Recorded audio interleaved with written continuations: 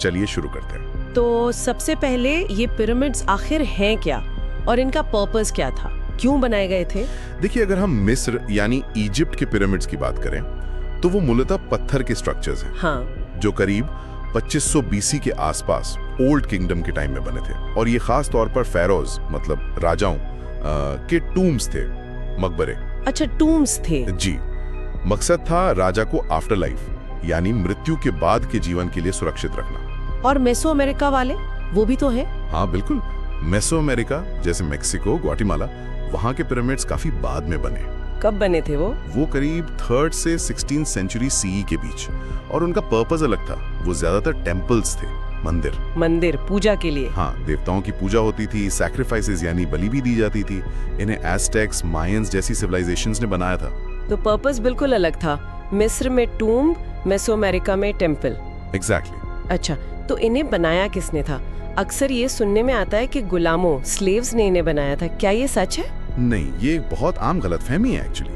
अब आर्कियोलॉजिस्ट का मानना है कि जैसे गीजा के पिरामिड्स हैं। हाँ, गीजा वाले सबसे फेमस हैं। बिल्कुल, उन्हें स्किल्ड वर्कर्स मतलब कुशल कारीगरों ने बनाया था। अच्छा, उन्हें पैसे मिलते थे?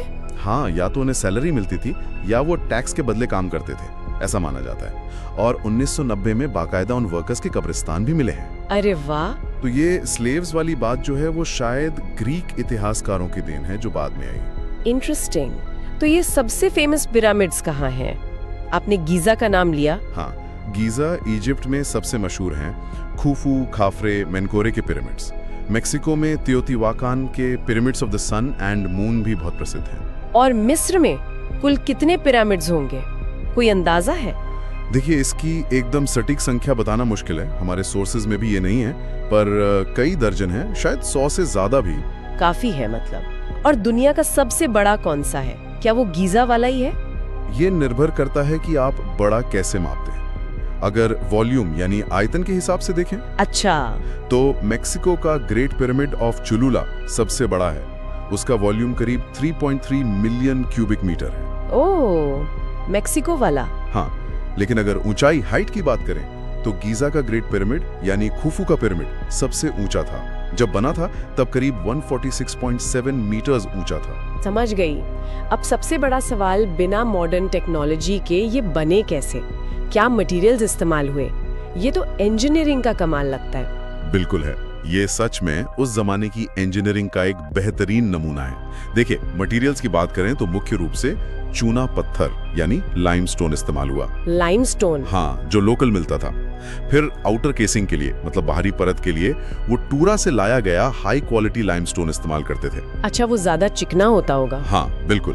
और कुछ खास हिस्सों के लिए जैसे अंदर के चेम्बर्स में आसवान से लाया गया ग्रेनाइट भी इस्तेमाल हुआ, जो कि बहुत सख्त पत्थर है। और उसे कादा कैसे, बिना मशीनों के? ये भी बड़ा सवाल है। नरम पत्थर जैसे लाइमस्टोन के लिए तो तांबे, कॉपर के औजार इस्तेमाल किए। तांबा तो नरम होता है। हाँ, पर शायद उसे सख्त करने की कोई तकनीक रही हो। और ग्रेनाइट जैसे सख्त पत्थर के लिए पाउंडिंग यानी पीटना, ड्रिलिंग यानी छेद करना, और अब्रेसिव यानी घिसने वाले पदार्थ जैसे क्वार्ट्ज रेत का इस्तेमाल किया गया। काफी मेहनत का काम रहा होगा। जाहिर है। और बाद के पिरामिड्स में मिट्टी की ईंटें, मड ब्रिक्स भी इस्तेमाल हुई, और पत्थरों के बीच की जगह भरने के लिए जिप्सम मोर्टर का भी काफी इस्तेमाल हुआ। अब बात आती है, इतने भारी पत्थर हिलाए कैसे गए? ये तो टनों वजनी होते थे। हाँ, ये भी एक रहस्य जैसा ही है, पर कुछ थ्योरीज हैं। माना जाता है कि भारी पत्थरों को लकड़ी की स्लेजेस मतलब बिना पहियों की गाड़ी जैसी चीज पर रखकर खींचा जाता था। खींचा जाता था? कैसे? हजारों लोग मिलकर खींचते होंगे, और जमीन को शायद पानी से गीला करके चिकना किया जाता था ताकि फ्रिक्शन कम हो। अच्छा, पानी से। इंटरेस्टिंग। हाँ, और पत्थरों को ऊपर ले जाने के लिए रैम्प्स यानी ढलान वाले रास्ते और लीवर्स यानी उत्तोलक का इस्तेमाल होता था। रैम्प्स सीधे ऊपर जाते थे? अलग अलग थियरीज हैं। सीधे रैंप, जिगजैग रैंप, या पिरामिड के अंदर ही घूमता हुआ स्पाइरल रैंप भी हो सकता है। हाल ही में एक फ्रेंच आर्किटेक्ट जॉन पियर हुडैंग की थ्योरी है इंटरनल रैंप की। और पत्थर लाते कहाँ से थे? नावों से? हाँ, नील नदी की पुरानी शाखाओं का इस्तेमाल होता था। नावों पर लाद कर पत्थर कंस्ट्रक्शन साइट तक लाए जाते थे। हाल ही में एक डायरी मिली है, डायरी ऑफ मिरर। हाँ, मैंने सुना है इसके बारे में। वो सबसे पुराना पेपरस डॉक्यूमेंट है जिसमें पत्थर ट्रांसपोर्ट का ब्यौरा है। गीजा तक पत्थर कैसे लाए गए इसका जिक्र है उसमें। कमाल है। तो एक पिरामिड बनने में कितना समय लगता था, जैसे ग्रेट पिरामिड? अनुमान अलग अलग है, कुछ कहते हैं 10 साल, कुछ 20 या 30 साल तक, लेकिन निर्माण तेजी से होता था। हिसाब लगाया गया है कि हर कुछ मिनट में एक ब्लॉक अपनी जगह पर लग जाता होगा। हर कुछ मिनट में? ये तो अविश्वसनीय है। हाँ, प्लानिंग और कोऑर्डिनेशन जबरदस्त रहा होगा। अब थोड़ा रहस्यों की तरफ चलते हैं। क्या पिरामिड्स में वाकई सीक्रेट चेम्बर्स हैं, छुपे हुए कमरे? हाँ, इसकी संभावना तो है, बल्कि अब मॉडर्न नॉन इन्वेजिव टेक्निक से, जैसे म्यूओग्राफी। म्यूओग्राफी? ये क्या है? ये कॉस्मिक रेज में मिलने वाले म्यूऑन पार्टिकल्स का इस्तेमाल करके स्ट्रक्चर के अंदर देखने की तकनीक है, बिना खुदाई किए। अच्छा। तो इस तकनीक से स्कैन पिरामिड्स मिशन ने ग्रेट पिरामिड के अंदर वॉइड्स यानी खाली जगह डिटेक्ट की हैं। जैसे ग्रैंड गैलरी के ऊपर एक बहुत बड़ी खाली जगह मिली है जिसे बिग वॉइड कहा गया है। तो मतलब कमरे हो सकते हैं वहाँ? हो सकते हैं, या शायद कंस्ट्रक्शन का कोई हिस्सा हो, अभी पक्का नहीं पता, पर हाँ, छुपे हुए हिस्से होने की संभावना बढ़ गई है। और वो एलियंस वाली थ्योरी, क्या इसमें कोई सच्चाई है कि पिरामिड्स एलियंस ने बनाए? नहीं, बिल्कुल नहीं। ये सब स्यूडो आर्कियोलॉजी यानी नकली पुरातत्व विज्ञान का हिस्सा है। अच्छा, साइंटिफिक कम्युनिटी इसे पूरी तरह रिजेक्ट करती है। बोस्निया में भी ऐसे दावे हुए थे कि वहां पहाड़ियां असल में पिरामिड्स हैं, पर वो नेचुरल हिल्स ही निकली। मिस्र के पिरामिड्स इंसानों ने ही बनाए थे, अपनी अद्भुत इंजीनियरिटी से। ठीक है। अच्छा, ये पिरामिड का शेप, ये त्रिकोण आकार, इसका क्या मतलब है, क्या दर्शाता है ये? मिस्र के पिरामिड्स के शेप को लेकर माना जाता है कि ये शायद फैरो के स्वर्गारोहण, मतलब आसमान की तरफ उठने का प्रतीक था, जैसे सूरज की किरणें धरती पर आती हैं। इंटरेस्टिंग। और मेसो अमेरिका वाले? मेसो अमेरिका के पिरामिड शायद पवित्र पहाड़ों या ज्वालामुखी का रिप्रेजेंटेशन थे। उनके लिए पहाड़ पवित्र माने जाते थे। और वो ओरायन कोरिलेशन थ्योरी क्या है? क्या गीजा के पिरामिड्स ओरायन तारामंडल के तारों की सीध में है? ये एक पॉपुलर थ्योरी है, पर हमारे पास जो सोर्सेज हैं उनमें इसका जिक्र नहीं है। इसे भी ज्यादातर मेनस्ट्रीम इजिप्टोलॉजिस्ट नहीं मानते। और क्या कोई श्राप जैसी बात भी है फेरोज के मकबरों से जुड़ी? ये भी कहानियों और फिल्मों की वजह से ज्यादा मशहूर हुआ है। टूटनखामुन के मकबरे की खोज के बाद कुछ लोगों की मौत हुई थी, जिससे ये बात फैली, पर साइंटिफिकली ऐसा कोई कर्स साबित नहीं हुआ है। ठीक है, अब आते हैं हिस्टोरिकल सिग्निफिकेंस पर। तो मिस्र के पिरामिड्स में किसे दफनाया जाता था? सिर्फ फेरोज को? हाँ, प्राइमरीली फेरोज को ही। उनके साथ उनकी रानियों को भी कभी कभी पास के छोटे पिरामिड्स में दफनाया जाता था। और अंदर क्या मिलता था? खजाना। देखिए, अंदर मुख्य रूप से टूम चेंबर होता था, जिसमें राजा का सार्कोफेगस यानी पत्थर का ताबूत रखा जाता था। साथ में आफ्टर लाइफ के लिए जरूरी सामान जैसे फर्नीचर, बर्तन, गहने, हथियार रखे जाते थे। पर क्या वो सब मिला है? दुर्भाग्य से ज्यादातर पिरामिड्स प्राचीन काल में ही लूट लिए गए थे, तो बहुत कम सामान अपनी असली जगह पर मिला है। अफसोस की बात है। और दीवारों पर कुछ लिखा होता था? हायरोग्लिफिक्स।